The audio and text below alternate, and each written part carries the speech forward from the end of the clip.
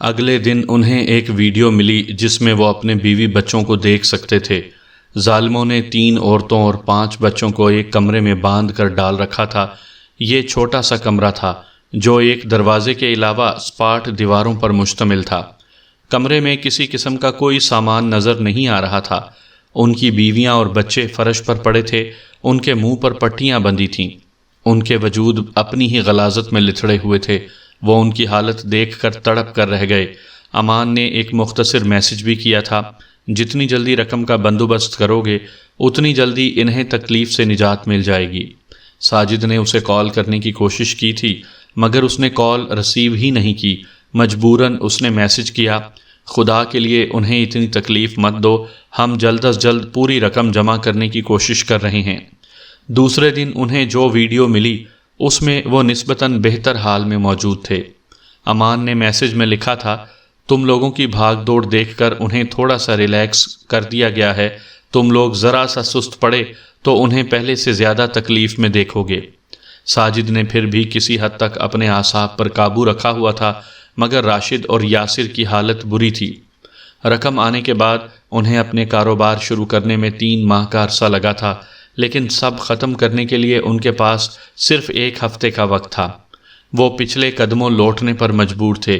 اگلے 1 ہفتے میں وہ تینوں اپنے سارے اثاثے فروخت کرنے کے بعد بھی 6 کروڑ ہی جمع کر سکے تھے۔ یاسر نے تو اپنا مکان پہلے ہی بیچ دیا تھا، وہ اب کرائے کے گھر میں رہ رہا تھا، جبکہ راشد اور ساجد کو اپنے گھر تک اونے پونے داموں فروخت کرنے پڑے تھے۔ ساجد اور راشد عارضی طور پر یاسر کے گھر شفٹ ہو گئے تھے۔ وہ چند دن پہلے آسمان پر اڑ رہے تھے، ایک ہی جھٹکے نے انہیں زمین پر لا پھینکا تھا۔ 7ویں دن امان نے ساجد کو کال کی، یاسر اور راشد اس کے ساتھ تھے۔ اس نے اسپیکر آن کر کے ہیلو کہا، تمہاری مہلت ختم ہو گئی۔ دوسری طرف سے امان کی کاٹدار آواز ابھری، ہم نے اپنا سب کچھ بیچ دیا ہے لیکن جلدی کی وجہ سے اونے پونے داموں ہی بکا ہے، ہم بمشکل 6 کروڑ جمع کرنے میں کامیاب ہو سکے ہیں۔ ساجد مرتعش آواز میں بولا، چلو کوئی بات نہیں، باقی کی رقم ہم پوری کر لیں گے۔ وہ پراسرار سے انداز میں ہنسا۔ ساجد کا لہو اس کی رگوں میں جیسے منجمد ہو کر رہ گیا۔ اس نے کچھ بولنے کی کوشش کی لیکن آواز اس کے گلے میں پھنس کر رہ گئی۔ امان اسے خاموش دیکھ کر بولا، میرا بندہ تمہارے گھر آ رہا ہے، اسے 6 کروڑ دے کر بھیج دو۔ ہمارے گھر والے، وہ خوف کے باعث اپنا جملہ مکمل ہی نہ کر سکا، وہ بھی رات تک پہنچ جائیں گے۔ یہ کہتے ہی اس نے کال کاٹ دی۔ ساجد نے ہراساں نظروں سے یاسر اور راشد کی طرف دیکھا، ان کے چہرے لٹھے کی طرح سفید نظر آ رہے تھے۔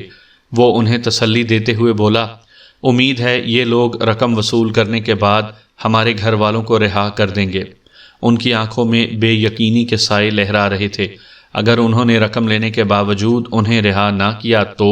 راشد کے لہجے میں اندیشے لرز رہے تھے۔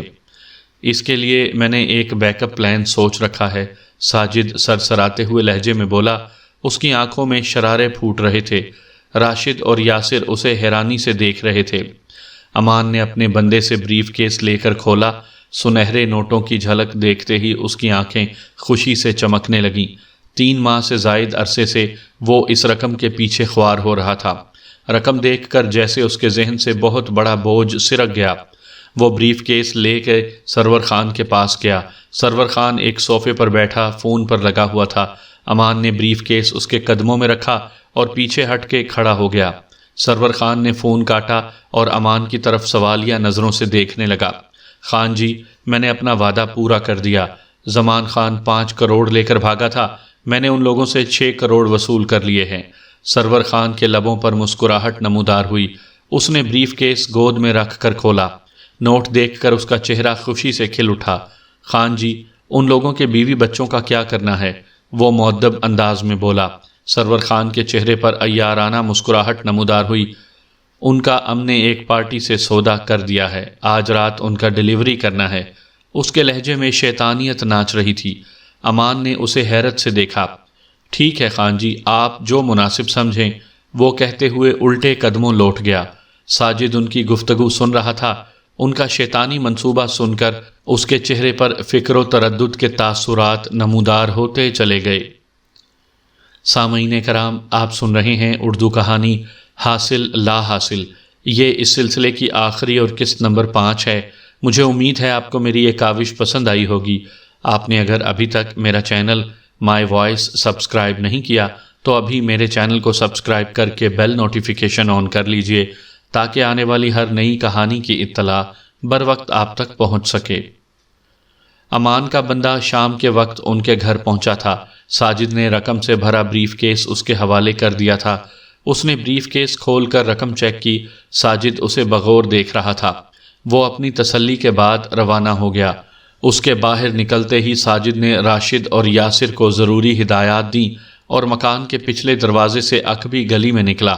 یہاں اس کی بائک کھڑی تھی جو اس نے ایک دوست سے مستعار لی تھی۔ وہ سرور خان پر ہرگز بھروسہ نہیں کر سکتا تھا، اس لیے اس نے پہلے سے بیک اپ پلان تیار کر رکھا تھا۔ اس پلان کے لیے درکار چیزیں اس نے جمع کر لی تھیں۔ بریف کیس کے ساتھ اس نے ایک چھوٹی سی ڈیوائس اور مائکرو فون چپکا دیا تھا۔ وہ اس کی مدد سے سرور خان کے ٹھکانے تک پہنچ گیا۔ یہ مکان ایک قدرے ویران علاقے میں تھا اور ایک پہاڑی کو کاٹ کر بنایا گیا تھا۔ مکان کے گرد 10 فٹ بلند دیوار چنی ہوئی تھی۔ دیوار کے اوپر خاردار تاروں کی باڑ تھی۔ مکان کیا، یہ تو پورا قلعہ تھا۔ مائکرو فون 500 میٹر کی حد تک کام کر سکتا تھا۔ وہ سرور خان کے ٹھکانے کے نزدیک ایک سنسان جگہ پر رک کر مائکرو فون کی مدد سے اندر ہونے والی گفتگو اپنے سیل فون پر سننے لگا۔ سرور خان کا شیطانی منصوبہ سن کر اس کی رگوں میں لہو کی روانی تیز ہو گئی۔ وہ سوچ میں پڑ گیا۔ کچھ دیر بعد اس نے راشد کو کال کر کے تازہ ترین صورتحال سے آگاہ کیا۔ ان کی پریشانی میں اضافہ ہو گیا۔ اس نے انہیں ضروری ہدایات دینے کے بعد کال کاٹی اور مائکرو فون کی گفتگو نشر کرنے والی ایپ کھول لی۔ سرور خان کسی سے فون پر بات کر رہا تھا۔ اس کی گفتگو سے معلوم ہو گیا کہ رات 12 بجے ایک لوڈر گاڑی میں ان کے بیوی بچوں کو روانہ کر دیا جائے گا۔ سرور خان کا ٹھکانہ ایک قلعے سے کم نہیں تھا۔ اس سے ان کے بیوی بچے نکل آتے تو اس کے پاس انہیں رہا کرنے کا موقع موجود تھا۔ اس نے ایک پلان تشکیل دیا اور اس کی تکمیل کے لیے ضروری لوازمات اکٹھے کرنے میں لگ گیا۔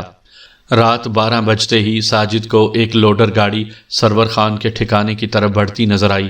اس کی فرنٹ سیٹ پر 2 افراد بیٹھے تھے جبکہ عقبی حصے پر ترپال پڑا تھا۔ گاڑی گیٹ پر پہنچی تو گیٹ کھل گیا۔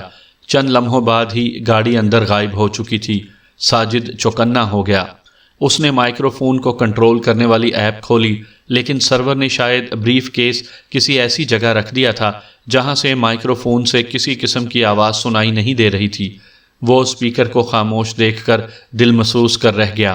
اب اس کے پاس انتظار کے سوا کوئی چارہ نہیں تھا۔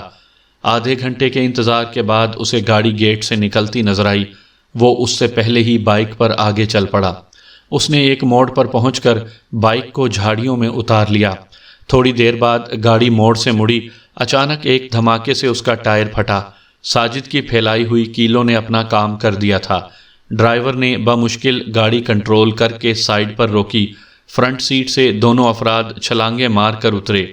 ان کے لبوں سے غلیظ گالیوں کا طوفان ابل رہا تھا۔ چند لمحوں بعد وہ جھکے ہوئے پنکچر ٹائر کا معائنہ کر رہے تھے۔ وہ ساجد سے محض چند فٹ کے فاصلے پر تھے۔ اس نے اپنے ہاتھ میں پکڑے سائلنسر لگے پستول کا رخ ان کی طرف کر کے یکے بعد دیگرے 2 فائر کر دیے۔ دونوں افراد سڑک پر جا گرے۔